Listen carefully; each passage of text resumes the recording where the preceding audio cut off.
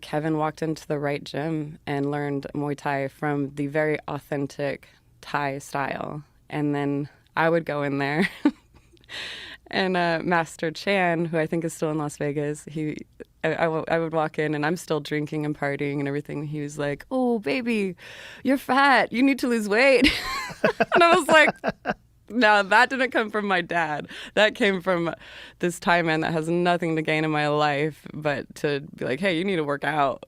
And so I immediately signed up for 20 lessons with him. And so he fat shamed you into training? Yeah. I don't know if you know this, Thais are really good at that. And Are they really? Yeah, I probably need Master Chan back in my life right now. If I'm being really honest, like he's probably like, "Oh, baby, get back into training." They're so friendly, though. I wouldn't think that Thai people would be that. Have you been to Thailand? Yes, I enjoyed it over there. They're always like, like the first 2 weeks of training sucks so bad because they're like, "Oh, too big. You need to go down." And I'm like, I usually lose about like 20 pounds the first 2 weeks just because I'm like, shit, this fat shaming just sucks. But I don't mind. I grew up in my family where like I walked in and, my grandmama Maxine, she'd be like, "Honey, no, you can't look like that on TV." You have to, because she comes from the classical days. She's like, "No, you need to, get in the gym and make sure that your face is good and da da da." So my family doesn't pull any punches either, and I'm okay with that. Like, I think it's people around you telling you the truth, trying to make you better in life. Which is my entire family, every single one of them.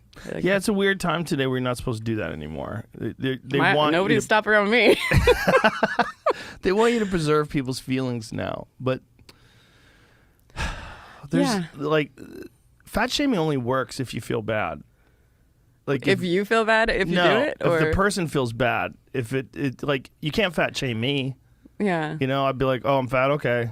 Yeah, it's not gonna work." Yeah. Like, but if you have an issue with your weight and someone tries to fat shame you, then it works. Yeah. Well, I mean, obviously, like, it's like not a great feeling, but it is a necessary.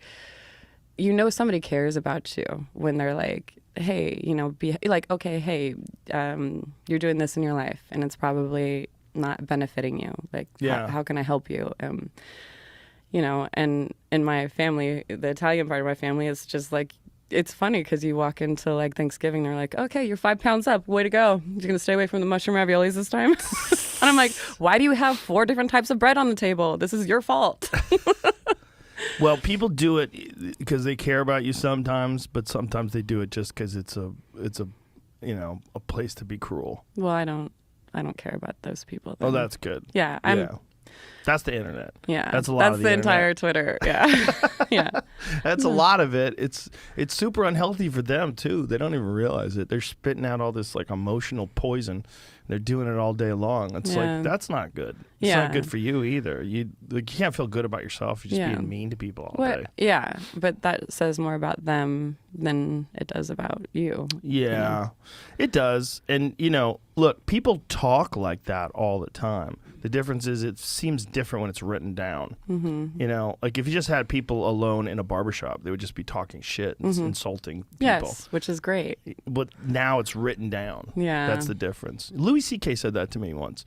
And when he said it, I was like, oh, I thought about it differently. He goes, it's just talk. Yeah. Like people always talk like that. But now it's written down. It looks different when you read it. And it's so not how people really are in person. Like, I just did a Dallas Fan Expo for 3 days, and there was not one person in that whole expo that said one thing negative, hateful. There was isn't that weird? Yeah. And I'm like, meet people in real life, they're almost always nice. But they're so I feel like people are so beaten down right now from the internet, from thinking that this is how people are.